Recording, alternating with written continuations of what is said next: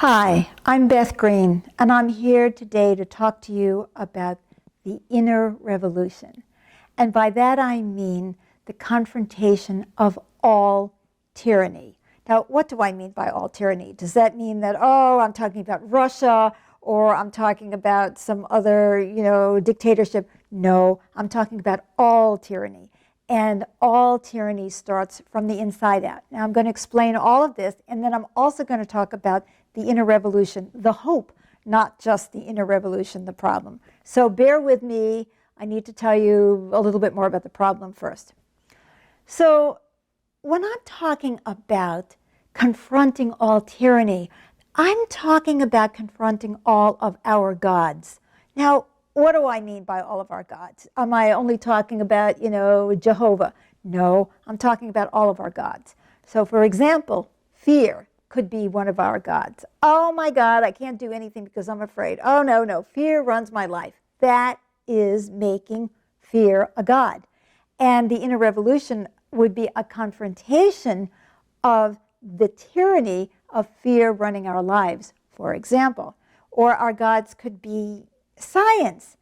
Only that which I know how to prove or has been proven with the instruments that we have and the knowledge that we have, do I grant any authority to? Well, that's using science as a god. See, it just becomes the answer, the way of measuring everything. A god can be our social group. It's like, all the kids wear their pants, below whatever. And then we're making our friends and fashion the god. Fashion itself can be a god. Like, what the heck are we doing reading magazines about what's in fashion? Who cares what's in fashion? You see, that's making somebody's opinion about what is fashionable god, regardless of how it feels or how it looks on us. So many ways of having gods. Now, there are other gods. There's intuition can be a god. It's like, I feel it. I just know that it's so because I feel it in my gut. Well, if you're not using your eyeballs and you're not using your common sense, then you're making intuition a god, see? So there are so many gods. And then we have God. Oh my God, is God a god? Those people who have a belief in God make God God to the point that they can never question anything that God ever does. And that is one of the biggest tyrannies that we have to confront. So I'd like to talk more about these tyrannies and why I'm talking about it as an inner revolution rather than an outer revolution. Well, let me diverge a little bit and tell you a little bit about the revolution that I lived through in the 60s and 70s, a little bit in the 50s. Yes, I'm old enough to have participated in all of that stuff, unlike so many of you. But some of you were there too. And that was so much the outer revolution. It was like, man, the police are pigs. The government sucks. Our parents are stupid. And let's all, have sex and get high. So this was definitely an outer revolution. It was like we were always rebelling against something outside of ourselves that was just no good. And of course, we were perfect. Well, the outer revolution was blacks against whites. It was about us against them. It was the workers versus the bosses. It was the tenants versus the landlords. It's always about somebody else. Now, am I saying that the whites, the landlords, the bosses, and so on were not in the wrong about so much? Oh, no. Don't misunderstand. There was a lot that was wrong, and there's a lot that is still wrong. But what we started with was them and us. See, we're okay, we're oppressed, we're the victims, and the problem is them. We didn't look at us. We didn't see how we were like them. In fact, one of the most painful experiences in my life was when I bought a home and suddenly I was a homeowner. And I had to start worrying about the value of my properties. Oh, it was a humiliating moment in my life because I thought, oh my God, I'm becoming them. I have become them. In fact, I'm so old now that I'm definitely much more like them than I ever was before. However, what I'm talking about is not whitewashing them. I'm saying, let's not whitewash us. And beyond that, and I think this is the even more important point, them is us. See, everything is an inner revolution. Let me explain that. The first thing that we have to deal with is our own reactivity. That's inside us. That's in my brain that sees things a certain way. That's my guts. That's my programming. That's me on the inside. That has to be confronted. The tyranny of my own reactions, and then the tyranny of my rationalizations for my own reactions. That's the first thing that I need to confront. First thing you need to confront. First thing we all need to confront. It's like, well, what do I mean by that? Well, let's say we were bitten by a purple mongoose when we were in the crib. And now, every time we see a purple mongoose, we become afraid. Well, how can you question that? I mean, you have a right to that reactivity to purple mongoose. The only trouble is, we get so nuts. We see purple mongoose everywhere. Is it mongoose or mongooses? Anyway, I haven't studied up on that question, so you're going to have to live with me about the purple mongoose. We begin to see purple mongoose everywhere. My husband looks at me like this, and I see it. You look just like that purple mongoose who bit me when I was in the crib. So now I have this whole infantile panic attack, and now your life is run by, I'm afraid of purple mongoose, and you look just like that, and it's your fault, and I have to be protected from all purple mongoose. See what I mean? Now, that sounds ridiculous, doesn't it, when I'm using the example of the purple mongoose? But that's exactly what we do. Oh, I was traumatized. Oh, my mother yelled at me. Oh, my father beat me. Oh, I was raped. Oh, I was molested. Oh, I was this. Hey, I am not saying these were good things. What I'm saying is that we start getting into patterns of reactivity around them, and that pattern of reactivity becomes the God that we support and worship. We may give lip service to healing it, but how many people have used those gods against others? Well, you know how I get when somebody says such and such or acts a certain way. It's like, well, that explains everything. And now I'm rationalizing forever my reaction to that purple mongoose or the way somebody said something or whatever. See?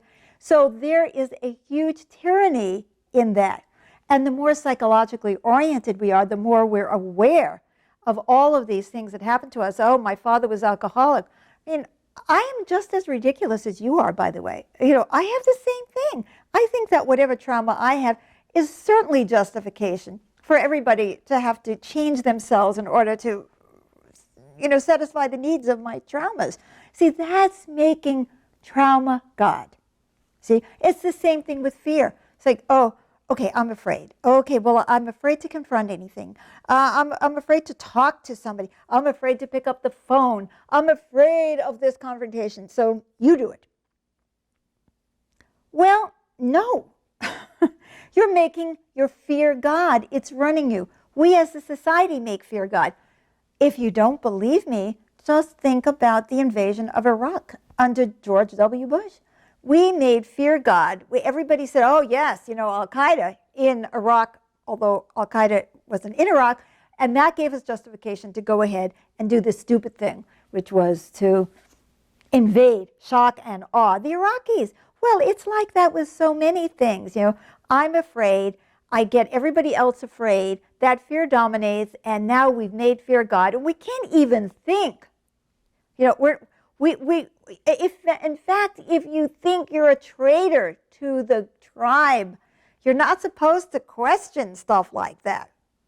Or if some other authority, like the president or the God or the parent who we actually happen to respect, if we happen to respect a parent, they said something, it's like, well, and we don't even realize that we have made those people gods because we actually believe that they know what they're talking about. But see, nobody knows what they're talking about. That's the other thing we have to realize when we're having an inner revolution. We're all making up half of the stuff. Half? 3/4 of what we say we make up.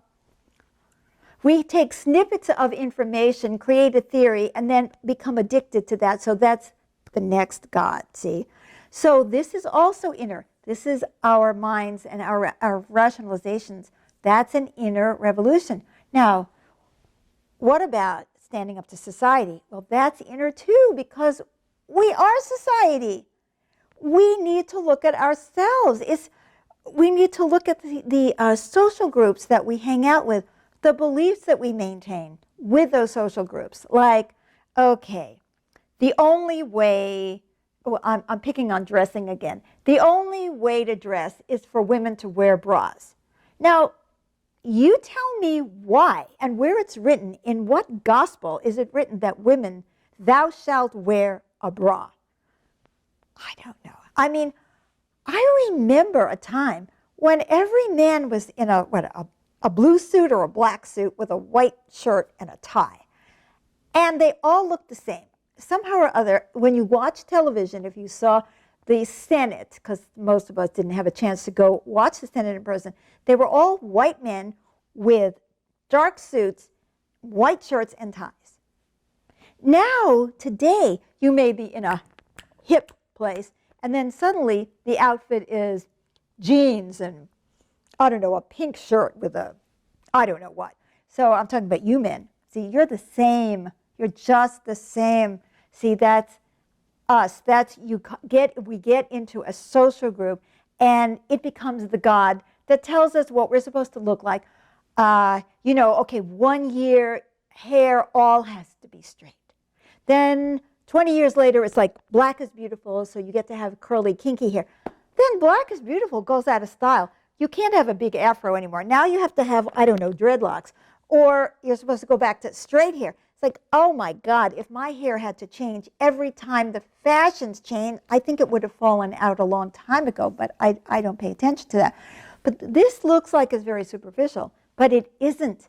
It isn't, because that's the kind of tyranny that runs our lives that we don't even realize. For example, women behave like this. Women are supposed to be loving and giving. So if you're not being loving and giving in any given moment, even if you're absolutely right, you're not feminine. Oh no, you're not feminine. Men are supposed to be strong. Men are supposed to go to war and not piss in their pants. Well, come on. You take some 18-year-old kid and throw them out in danger for the first time in their lives, and they're pissing their pants. That's not manly. That's not. I love what's happening. Part of what's happening today is that there's a big mix-up happening, or just around gender. We have gay and lesbian rights, we have gay and lesbian marriages, and we have transgender people. It's like questioning the tyranny of these definitions of what is a man and what is a woman. What could be more fundamental than that? What is more inner than that? See? So now we've talked about some of the aspects of the inner that start with us as individuals, of the things that run us, the fears that run us, the behavior patterns that we got into 50 years ago that are still running us. And then we're talking about another inside, which is the social norms of the group of people we're with. Hey, it can be your parents and the tradition of your family. Well, that's just the way it's done. We think it's the way it's done because that's what we saw. But halfway across the world, it isn't done that way. Well, oh my God, which is the right way? Which is done and which is undone? Which is well done and which is wrong? Anyway, so then we have that kind of social norms that we take for granted as being right. You have a whole class of people who believe a certain way about certain kinds of relationships. Hey, we don't have to go to India to see the caste system. We have our own caste system here. And by the way, it's amazing to me that there's still a caste system in India. I mean, how many years has it been since the Indian independence? They're still not independent. You're not independent if you have a caste system. You're not independent in mind. You're still in the tyranny of your society that brought you up to think that if you're of this caste, you're better, and if you're this caste, you're less than. So, it's everywhere. It's everywhere. It's our little group. Okay, so now I'm rebelling against my parents, so I'm going to hang out with my friends. And we all know that the right way to be is to screw everybody, get high and and fuck everybody. I didn't say that. Did I say that on the air? I did. Anyway, this is an attitude. It's a quote, right? Okay, so that is supposed to be a rebellion, right? Okay, so maybe you're rebelling against your parents, who, by the way, probably rebelled against their parents in exactly the same way that you're rebelling against yours. It's almost tradition to rebel in the same way as your parents did. However, the truth is, if you're hanging out with a group of people and you're doing what they're doing because they're doing it, you are not rebelling. You are acquiescing to yet another tyranny, and it's still inside. It's inside the social group, inside the nation, inside your culture. Well, I'm Jewish, see, so Jews are like this, or you're Jewish. Well, I know Jews are like that. By the way, that is one of the most ridiculous tyrannies we have, which is experience. Now, this is going to sound crazy to you. Experience can be a tyranny too. I know that Jews are stingy because I had 2 Jewish bosses and they were both stingy. My experience tells me that Jews are stingy. The heck with the fact there's millions of Jews that I've never met. I know from my experience that Jews are this way. Or my parents had black maids when I was growing up, and they were so warm, and they gave me pancakes for breakfast. And it's like, black people are good. Or whatever nonsense you have created out of your own experience. It's like, that's another tyranny, see? Experience can be a tyranny. Isn't this bizarre when you think about it? Okay, so I talked a little bit about intuition. Like sometimes our gut instinct is so on, and sometimes we are so off. Sometimes we think we're being intuitive, and we're just in our egos, and we're telling ourselves a story. That's the tyranny of intuition. Or, oh, I saw an angel, and I know that that experience was true. Well, maybe you didn't see an angel. Maybe you felt something and your human brain created a picture of an angel because you grew up looking at angels. If you were a rodent, you would have seen pictures of rodents. See, it's the tyranny of intuition is also linked up to the tyranny of the human opinion, vision, perception, you see. So we've already talked about intuition, we've talked about experience, we've talked about observation. Well, I saw that. That's another tyranny. I saw that, and I know that that's what happened. Well, isn't that a joke? I mean, how many of us have watched TV dramas, or now video dramas, about the law? And you have this court case, and there's a fantastic witness for the prosecution who was the eyewitness, who's completely wrong. They thought they saw it. The observation tyranny, see? And then the last tyranny I want to talk about in this particular group is common sense. Like, we all know that this is the way it is. It's common sense. Well, sometimes we need uncommon sense, because sometimes the tyranny of common sense is, well, we all know that it works like that because we've all seen it work like that. And it's common sense that it works like that. Well, maybe we're wrong. Maybe we're not seeing things because we don't have the eyes to see them or the ears to hear them. So that's another form of tyranny. Now we have national tyranny. Salute the flag. Why? Why would you ever salute a piece of cloth that's hanging on a flagpole and act like that's a god? Oh my God, somebody burned that flag. They should go to prison for that. Or they burned a book, God forbid. They should go to prison for having done that, for having insulted some symbol, some national symbol, some state symbol, some social symbol. That's another tyranny. Most of us don't even question that, you see. And then there is the tyranny.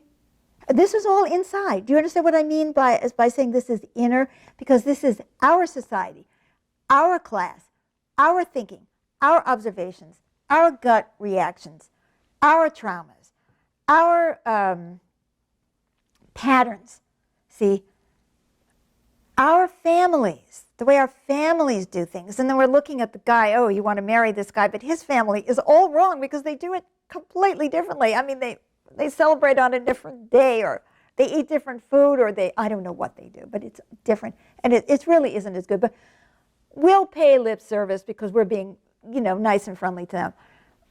This sounds ridiculous, but it isn't. What happens when you try to raise children when you've got people from two different cultures living together? And then you see how much we are actually addicted to the tyranny of our own group and our own family and our own traditions. It's like, okay, well, that's a good place to visit, but I live here. This is my home. So now there was one other tyranny. Oh, yes, the tyranny of being human. That we are humans. We are driven by human needs. We have a right to rape the earth. We have a right to kill every other species. We do. We have that right because we all agree that we have that right. And it's only because now the weather is changing and the tyranny of the climate deniers is beginning to reduce. It's only because we are beginning to feel the consequences of our behavior that we're doing anything about it. Yes, there's always been a few prophets out there saying, this is hurting the whales, or have you looked at the plastic in the ocean, and have you looked on the inside of the fish lately, and have you looked at the mercury toxicity, and have you looked at the Arctic melting, and have you seen the polar bears and all that? But hey, that's there. Now this is about us. I mean, what a tyranny it is to think that we as human beings have authority over the whole universe. Until the chickens are coming home to roost and we're ruining our own infrastructure. That's us. This is all internal. Now I want to talk a little bit about the tyrannies of the other gods. See, we've made ourselves God in relationship to everybody. We just saw that they're beginning to consider the possibility that chimps should have standing in a court of law when they're being tormented in little cages, even though they're sentient beings. But that we as human beings, why would we look at that? Because we're God. We have a right to do anything to anybody that we can get away with. Now let's take a look at the gods in our religions. Now, I have already spoken about religion in other places, like in my video on how ego hijacks spirituality. So I'm not going to talk about that. I'm talking about the tyranny of our gods themselves. Like, okay, your God in this religion is like, okay, I grew up with a Jewish God. This was a bad dude. He went around smiting people, and he expected everybody to worship him and all of that stuff. Now, if I am still going to carry that God, and by the way, there are Jewish people who don't believe in that God, of course, just like there are exceptions everywhere, but that was the religion that I grew up with. And the amazing thing is that I've met so many people who say, oh, I don't believe in that kind of God anymore. They're either Christians or they become New Agers or whatever it is. Do you know something? Inside, they still have that same God. They're still trembling in front of God that God is going to punish them for being bad, for doing the wrong thing, just like, God punished us throughout history, right? So we have a God that we have either created or who exists. And I'm not even arguing whether God exists or doesn't exist, I'm talking about how we see God, whether or not God exists. And that God cannot be questioned. What bigger tyranny is there that you cannot question God? Or you cannot question Muhammad? Anything that he wrote is gospel, that's it. Or anything that anybody said Jesus said is gospel, and that's it. Or Buddha wrote some things, and however many thousands of years ago, and that's it. You don't question your gods. Now, here's a big part of the inner revolution. I question my gods. I hold my gods accountable, whether they exist or they don't. Because I am not going to be dominated by the tyranny of worshiping my gods and cutting out every piece of my brain and my guts and my experience. So it's like people will say, oh, this terrible things happen. This is a terrible world. This is such a painful existence. But God is wonderful. God, the Creator, has created the perfect world, and we have screwed it up. Now, one of the terrible things about not questioning the tyranny of our gods is that we make ourselves or other people bad, sinful, and just plain wrong. What could be worse than that? What could be worse than that? We look at the world.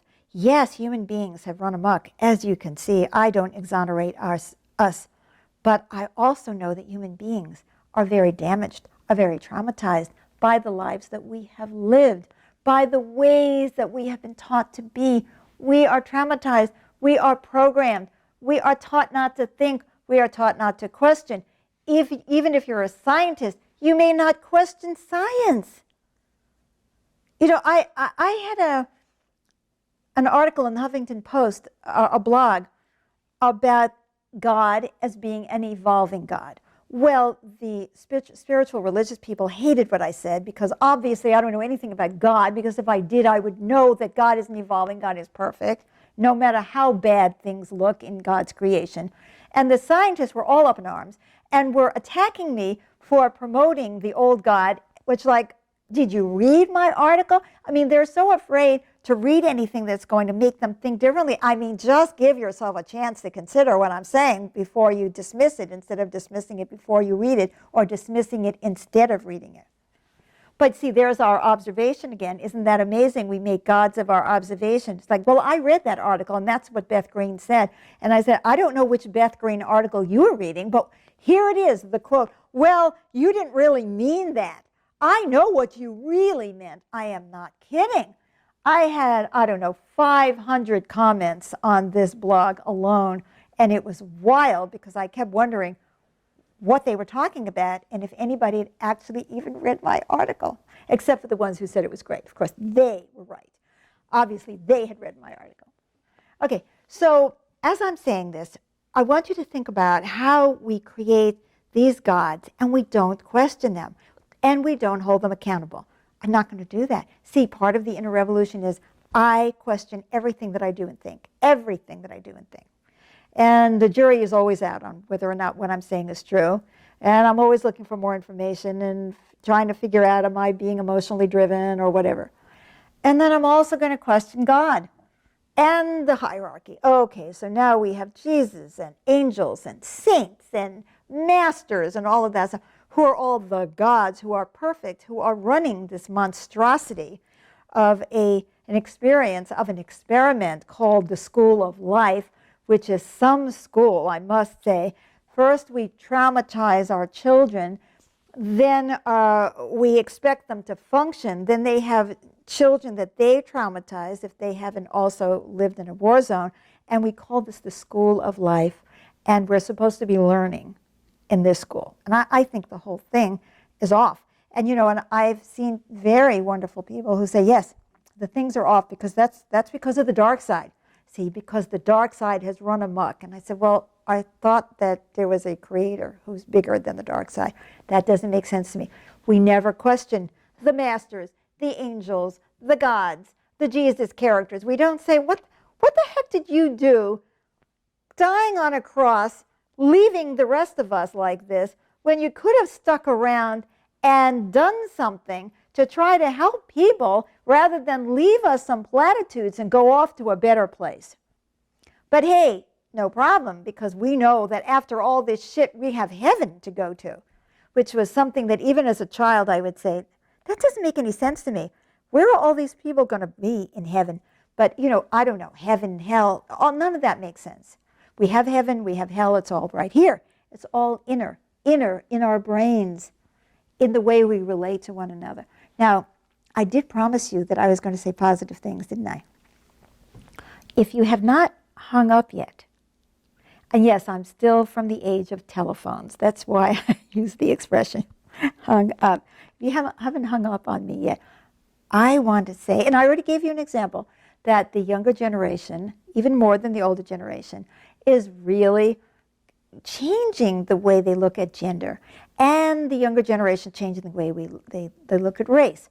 And there's a few squeaks out there about, you know, climate change. Maybe we need to pay attention to that. And people in the school districts who are saying maybe we're not teaching the kids the right way. And nuns who are not women who say that they should be Catholic priests. And it's already happening, you know, in the Episcopal Church.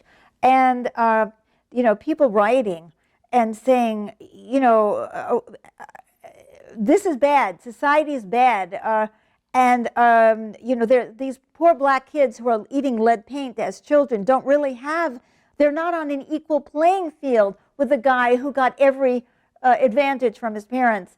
And, so much is being questioned.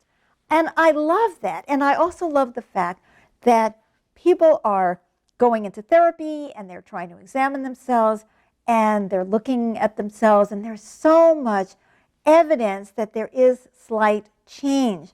But guys, it's a drop in the bucket compared to all of the tyrannies that we need to confront. What I'm talking about is, as the inner revolution, is turning everything upside down, everything we think, everything we feel. How are we going to do that? Well, the first thing we need to do is start thinking about it, talking about it, getting honest about it. Somebody's going to sit out there and say, I've always thought that maybe there was something wrong with this perfect God scenario, but I was never willing to say it. I was scared, or I thought it was only my thought. Well, it isn't only your thought. I am having that thought. I have been having that thought since the 1980s. I've been talking about this. And every once in a while, I'll bump into somebody who says, I feel exactly the same way, but I won't talk about it. Well, talk about it. Think about it. Read my book, Healing of God, Sacred Union, The Healing of God. You can get it on Amazon. We have that kind of, of speaking out and thinking. And then there's new ideas, or there are old ideas, but new ways of doing them. We talk about oneness consciousness. That's great. But we have to start doing something about it. Well, we know how to do that. We at the Stream Center for the New Spirituality, we have programs where we learn how to live in oneness. I'm not kidding. I mean, we're really doing it. And not only that, we're taking on the tyranny of the purple mongoose. Do you remember that? We're taking on the tyranny of our reactivity. Now, there are other people out there who are doing the same thing. I just know that our programs work. People are changing. People are becoming less reactive. We are at least willing to look at ourselves and ask ourselves, am I having a reaction here? And I haven't even mentioned the big tyrant, the ego. This is the big tyrant everywhere that's always telling us that our survival is at stake and we have to do it this way and that we have to be better than everybody else so that we can get the resources. Please read my book, Living with Reality. You can get it free, free, free, free. Just come to bethgreen.org, my website, subscribe to my newsletter, and you will get this 688-page book. It's a manual for living.